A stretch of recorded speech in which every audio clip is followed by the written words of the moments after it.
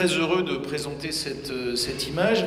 Je reviendrai un peu sur le propos introductif de Sophie Bessy. C'est un peu une photo qui est hors du corpus, parce que c'est une photo en apparence, donc c'est une photo d'Oliviero Toscani qui ne renvoie pas immédiatement aux questions directes d'abus sexuels ou à la colonie ou à la race. Et c'est, à mes yeux, dans le corpus du premier ouvrage, l'une des rares photos qui propose peut-être, j'allais dire peut-être, et ça va être, Nicolas Bancel nous a invités à poser des questions qui liraient les interventions, une sortie du modèle de domination. En tout cas, ça peut être interprété en ce sens.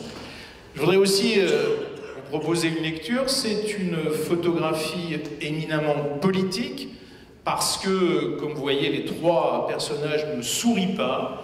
Ils nous font passer un message.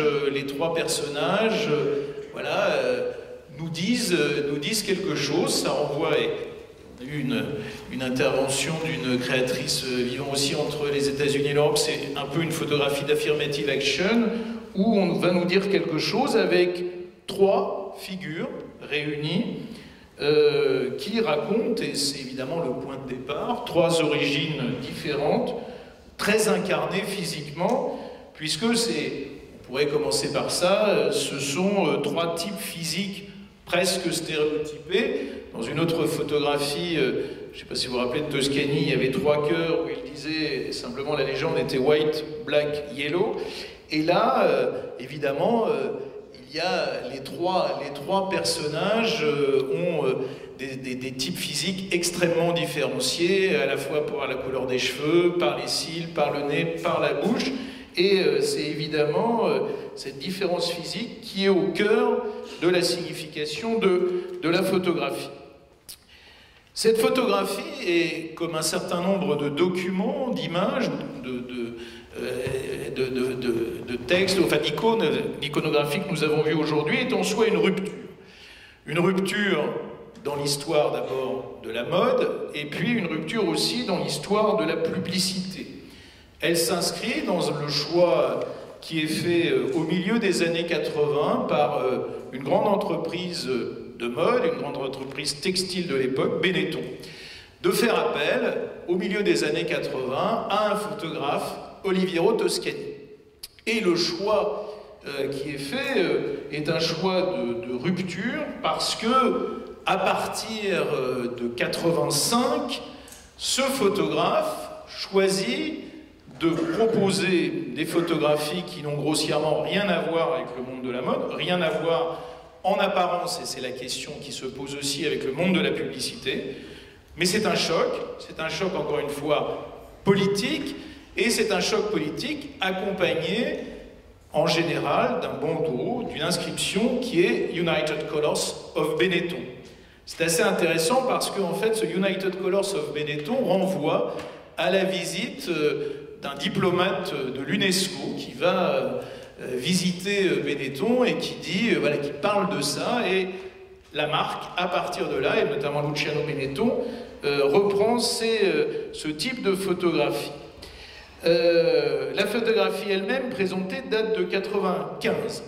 C'est la pièce de toute une série, et on a en tête évidemment toutes les autres photographies qui ont marqué les esprits dans les années 80, 90, voire au début de 2000, évidemment, le mort du sida, le condamné à mort, les deux religieux qui s'embrassaient.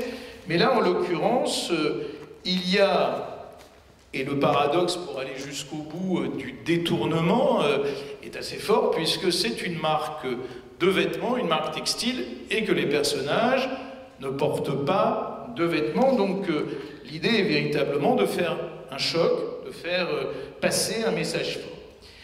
Cette photographie, je reviens à mon idée de départ, c'est en quoi c'est la sortie d'un modèle de domination, et peut-être de domination coloniale. C'est en quelque sorte une projection sur un autre monde où les différences d'identité sont presque revendiquées pour proposer un après. Elle aurait d'ailleurs pu figurer à la fin de l'ouvrage qui nous réunit. La sortie repose sur un certain nombre de grands choix. et de grands gestes qui s'apparentent aux politiques. Le premier et le plus clair, évidemment, le lien avec l'homosexualité qui est marqué par les deux mains qui se croisent, homosexualité qui est un fil rouge du travail de Toscani, les deux mains qui se croisent sur l'enfant, c'est le signe évidemment d'une proximité entre les deux femmes, et encore une fois c'est un thème récurrent de Toscani qui prend aussi des photographies avec un couple d'homosexuels hommes, un couple d'homosexuelles femmes, et toujours l'enfant au milieu. Ces deux homosexuels, ou ces deux femmes qui montrent leur proximité physique, on peut accepter l'idée, adopter un enfant, en tout cas, ont mis au cœur de leur relation un enfant.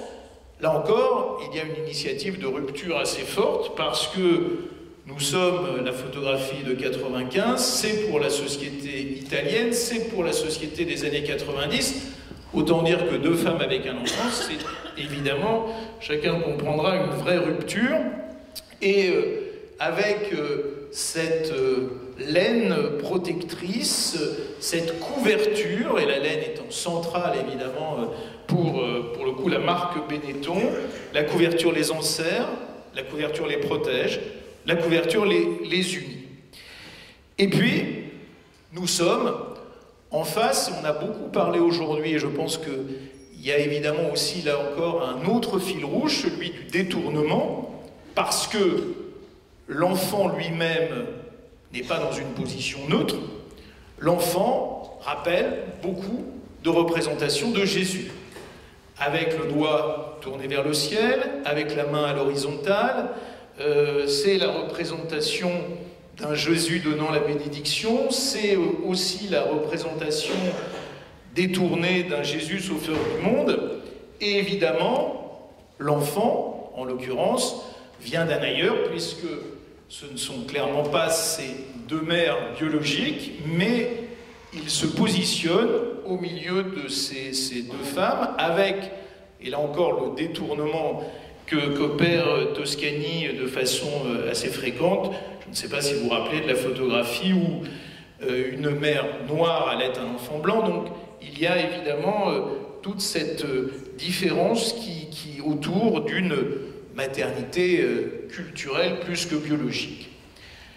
Alors, la question qui se pose, c'est est-ce qu'on peut accepter l'idée, dont j'ai fait un préliminaire, qu'il y aurait une véritable sortie des dominations des races et des colonies? Est-ce que c'est totalement avéré, voire est-ce que c'est acceptable en tant que chercheur ou en tant qu'artiste?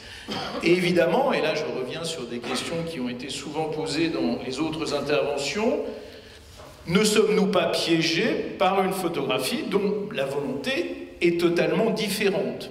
Puisque, et c'est là bien sûr où il y a une forme de piège, nous sommes dans une publicité, nous sommes dans une photographie avec une intention commerciale, et nous sommes dans une photographie qui marque précisément une rupture avec la publicité. Et nous, spectateurs de la photographie, nous avons vocation aussi, évidemment, à devenir des acheteurs, à aller dans les boutiques de Benetton et à évidemment se retrouver dans le fait d'acheter, donc de se retrouver dans une publicité qui aura agi sur nous. Ce qui est intéressant, c'est qu'évidemment, ce choix de marquer la publicité est aussi un choix de la marque qui a su marquer une rupture. Il y a, bien sûr, à l'époque, et j'ai eu l'occasion, ça a été rappelé, de travailler avec Myriam sur Agnès B, il y a d'autres stylistes qui ont d'autres choix, notamment de refus de la publicité, puisqu'il y a aussi un modèle situationniste, Guy Debord & Co, qui dit « la publicité, ça rencontre ». Donc là, nous sommes dans un modèle totalement différent où nous sommes presque convaincus de la publicité. Et puis, en définitive, et je pense que c'est une question qui doit se poser à nous, est-ce qu'on peut accepter l'idée qu'il y aurait un monde sans aspérité, sans histoire individuelle, sans identité, et que tout ça serait gommé dans une vision un peu quasi parfaite de la réalité? En définitive, et je ne reprendrai qu'une phrase de Toscani, il y a derrière cette idée de la multiracialité. Et Toscani le dit d'une phrase qui est qui interroge. Il dit « Il n'y a pas de division ethnique, mais l'appartenance à des tribus culturelles. » Et c'est là, effectivement, où, à ses yeux, les couleurs unissent plus qu'elles divisent. En définitive, c'est peut-être l'une des questions que pose cette manifestation. Est-ce que les identités qui sont façonnées par l'histoire, la femme blanche, la femme noire, l'enfant d'origine asiatique, ont eu des histoires différentes? Est-ce que ces identités, nous acceptons de dire qu'elles sont gommées, effacées devant une espèce de culture actuelle, une culture très progressiste, d'un mode de vie grossièrement qu'on pourrait qualifier, pour gagner du temps, puisque j'ai 10 minutes de bobo, qui lisserait en quelque sorte les différences. Est-ce que, c'est une question que je pose, la dernière ruse de la domination n'est pas de laisser à croire que les chemins ont été les mêmes pour tout le monde, pour atteindre un meilleur des mondes, réservé malgré tout, quand on voit ce que ça suppose dans une année où on s'interroge sur la PMA, réservé à quelques élus. Et cela conduit en définitive à mes yeux, à poser la question de est-ce qu'il y a une sortie, encore une fois, du modèle de domination, et si oui, comment on peut y arriver? Et je voudrais, en conclusion, revenir et saluer le travail formidable, c'est là où d'ailleurs j'ai eu avec Myriam l'occasion pour la première fois d'entendre Pascal Blanchard nous parler de ça, du Memorial Act. Rendons hommage au Memorial Act, et on ne le dira jamais assez, c'est un lieu fantastique.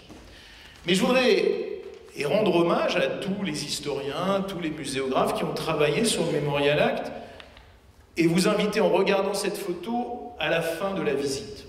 Nous visitons le Memorial Act, voilà, comment les esclaves ont été pris, comment la domination coloniale s'est installée, comment il y a eu toute cette inacceptable qu'on a vu sur les autres photos.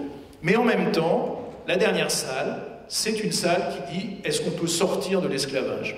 Qui montre que l'esclavage existe, que la prostitution est une forme d'esclavage sexuel, qu'il y a d'autres formes de domination. Donc, en définitive, est-ce que nous pouvons ou nous devons accepter dans une image qui, par définition, s'intègre à un monde particulier, celui de la mode, celui de la publicité, une espèce de monde où seraient gommées toutes les origines, toutes les différences? C'est simplement la question que je voulais poser. Merci beaucoup.